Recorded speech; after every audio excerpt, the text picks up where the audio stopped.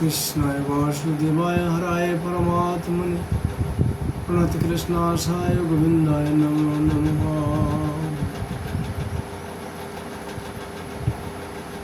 आज हम लोग श्रीमद् भागवत जी का सप्तम स्कंद से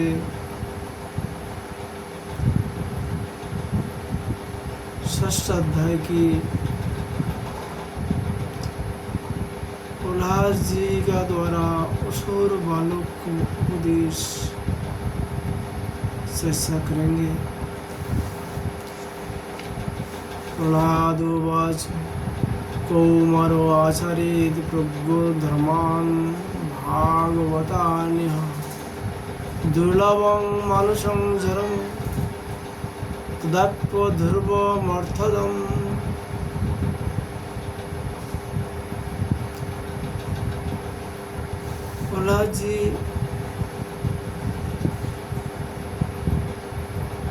प्रहलाद जी ने कहा, मित्रों, इस संसार में मनुष्य जन्म बड़ा दुर्लभ है। इसके द्वारा अविनाशी परमात्मा की प्राप्ति हो सकती है, परंतु पता नहीं कब इसका अंत हो जाए। इसलिए बुद्धिमान पुरुष को बुरा पे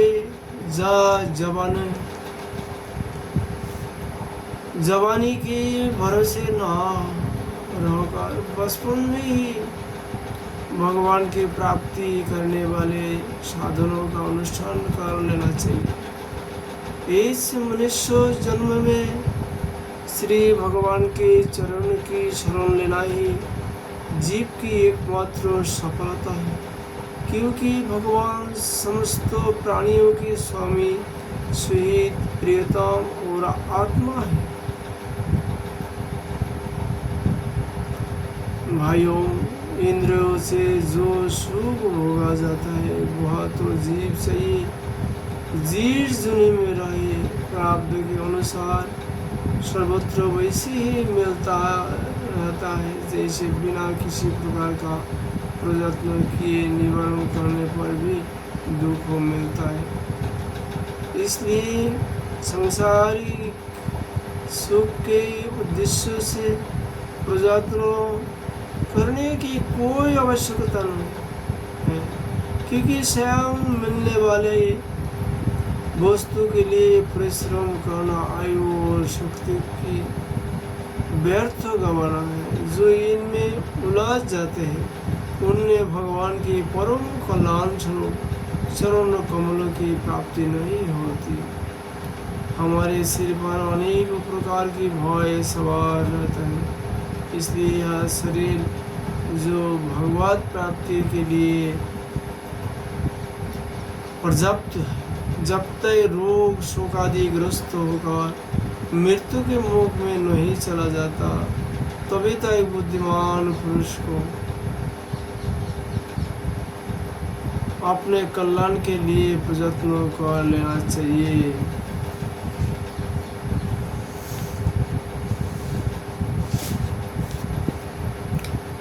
मनुष्य की पूरी आयु 100 वर्ष की है।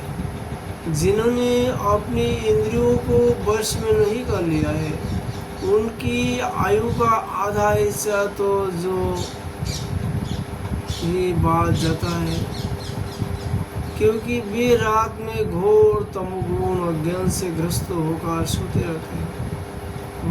बचपन में उन्हें अपने हित अधिकता ज्ञान नहीं रहता।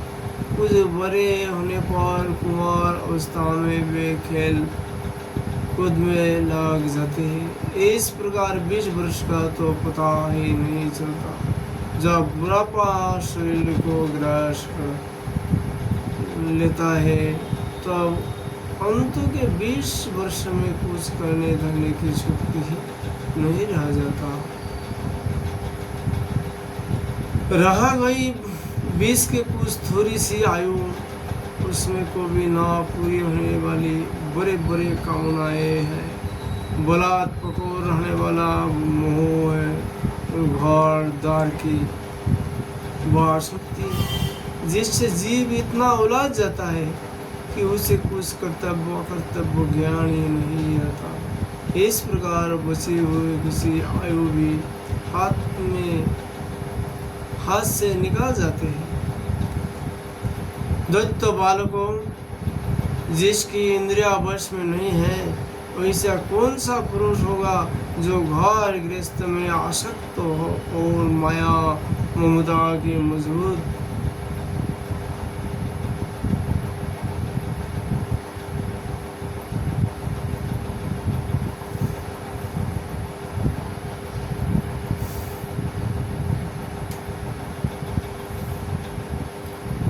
मजबूत हंसी में फंसे हुए अपने आप को इससे छोड़ने का साहस कर सके। जिसे चोर, सेवक एवं व्यापारी अपने अत्यंत प्यारे प्राणियों की भी बाजी लगाकर संग्रह करते हैं और इसलिए उन्हें जो प्राणियों से भी अधिक वांछनीय है, उस धन की तृष्णा को भला कौन त्याग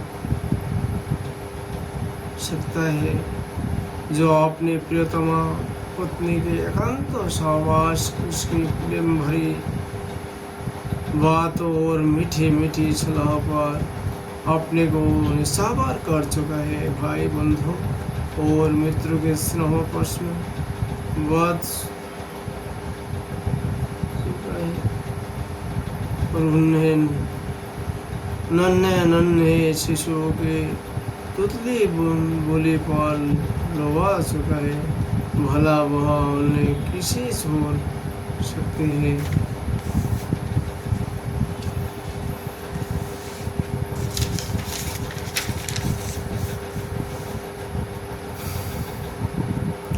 जो अपने ससुराल गई हुई प्रिय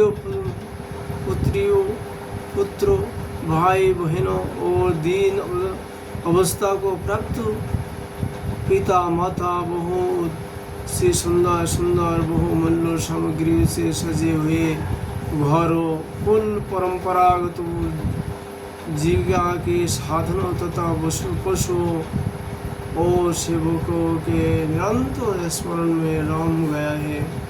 वह भला उन्हें कैसे छोड़ सकते हैं जो जनेन्द्रिय और रसनेन्द्रियों के सुखों को ही सर्वस्व मान बैठे, जिसकी भोग वासनाएं कभी तृष्णा नहीं होती, जो लोभ वश कर्म पर कर्म करता हुआ रेशम के कीड़ों की तरह अपने को भी करे बंधन में जकड़ता जा रहा है और जिसके मोह की कोई सीमा नहीं है, वह उनसे किस प्रकार विरक्त हो सकता है, कैसे उनका त्याग कर सकता है। यह मेरा कुटुंब है, इस भाव से उससे वह इतना रम जाता है कि उसके पालन पोषण के लिए अपने अमूल्य आयु को गंवाए देता है और उसे यह भी नहीं जान पड़ता कि मेरे जीवन का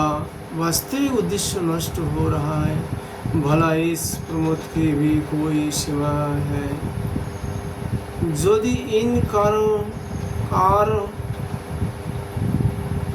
काम में कुछ सुख मिले तो भी एक बात है, परंतु यह तो जहाँ जहाँ वहाँ जाता है वही दैहिक दैविक और भौतिक ताप उसके हृदय को जलाते ही रहता है, फिर भी वैराग्य का उदय नहीं होता। कितनी विडंबना है कुटुंबों की ममता की, फिर में पकड़कर वहाँ इतना असावधान हो जाते हैं। इसका मन धन के चिंतन में सदा इतना ही लवलीन हो रहा था कि वह दूसरे का धन के लौकिक पारलौकिक दोषों का जानता हुआ भी कामनाओं को वश में ना करे।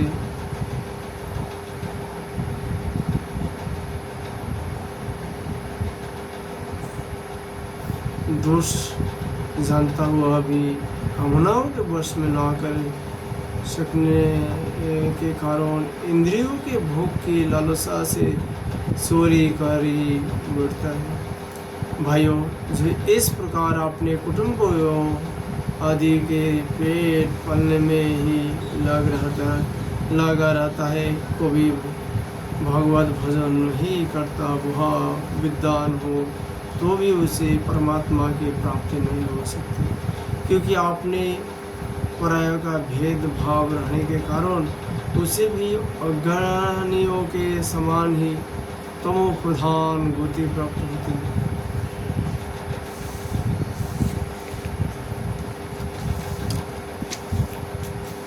जो कामनियों की मनोरंजन का समान उनका क्रिया मृग बन रहा है, और जिसने अपने पैरों से संतानों की बेरी जको लिए है, वह बेचारा गरीब सा है। कोई भी हो किसी भी प्रकार से अपना उद्धार नहीं कर सकता। इसलिए भाइयों, तुम लोग विषयासक्त दुत्तों का संग दूर से छोड़ दो और आदिदेव भगवान नारायण की शरण ग्रहण करो, क्योंकि जिन्होंने संसार की आसक्ति छोड़ दी है, उन परमात्मा के वे ही परम प्रियतम और परम गति है।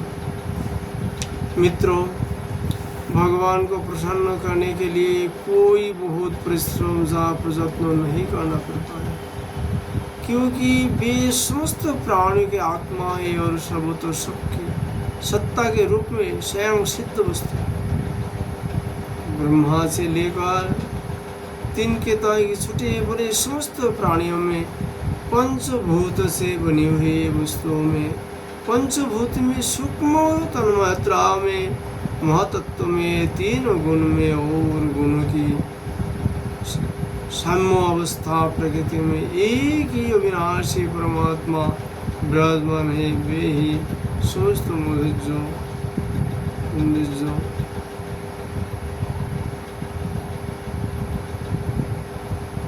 और उस जो की खान, वे ही अनंत अंतर्जामी दृष्टा के रूप में है, और वे ही दृश्य जगत के रूप में भी है। सर्वथा अनिवार्चनीय तथा विकल्प और रहित होने पर भी दृष्टा दृश्य व्यापक और व्यापक के रूप में उनका निर्वाचन किया जाता है। वस्तु तो उनमें एक भी विकल्प नहीं है, वे केवल अनुभव स्वरूप अनंत स्वरूप एकमात्र परमेश्वर ही है। गुणमय सृष्टि करने वाली माया के द्वारा ही उनका जो सीप रहा है, इसके निवृत्त होने, इनको निर्दिष्ट इसके निवृत्त होते ही उनकी दर्शन हो जाता है। इसलिए तुम लोग अपने दत्तों का आश्चर्य संपत्ति का त्याग करके समस्त प्राणियों पर दया करो, प्रेम से उनकी भलाई करो। ऐसे भगवान प्रसन्न होता है।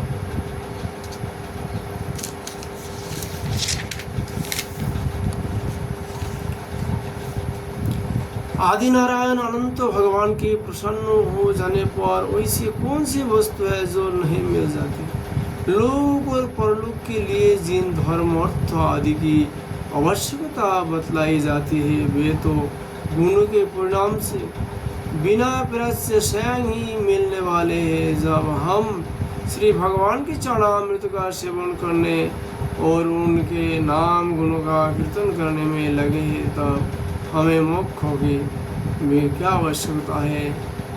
यूँ शास्त्र में धर्म, अर्थ और काम तीनों पुरुषार्थों का भी वर्णन है।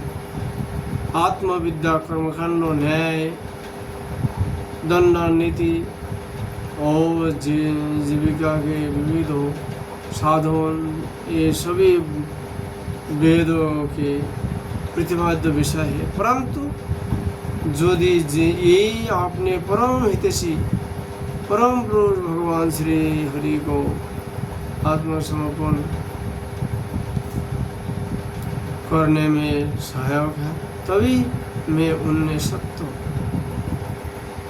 मानता हूँ, अन्यथा ये सब की सब निरर्थक है। यह निर्मल ज्ञान जो मैंने तुम लोगों को बतलाया है बड़ी दुर्लभ है। इसे पहले नारायण ने नारद जी को उपदेश किया था और वह ज्ञान सर्वलोक को प्राप्त हो सकता है। जिन्होंने भगवान की अनन्य प्रेमी एवं अकिंचन भक्तों के चरणों कमल की धूल से अपने शरीर को नहला लिया है।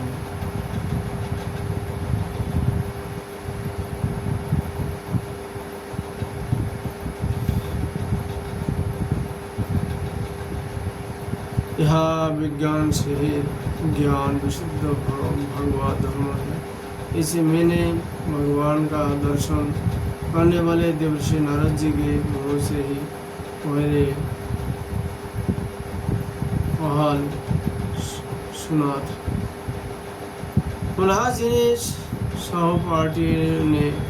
जी के सहपाठियों ने पूछा, प्रहलाद जी, इन दोनों गुरुपुत्रों को स्वर्गार और किसी पुरुष को तो न तुम जानते हो न हम,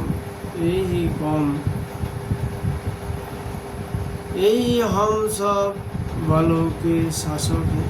तुम एक तो अभी छोटी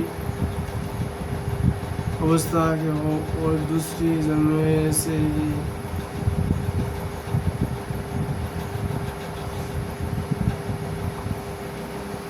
तुम एक तो अभी छोटी अवस्था के हो और दूसरी जन्म से ही महल में अपनी माँ के पास रहे हो।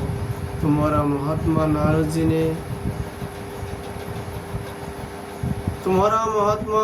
जी से मिलना कुछ असंगत जान पड़ता है।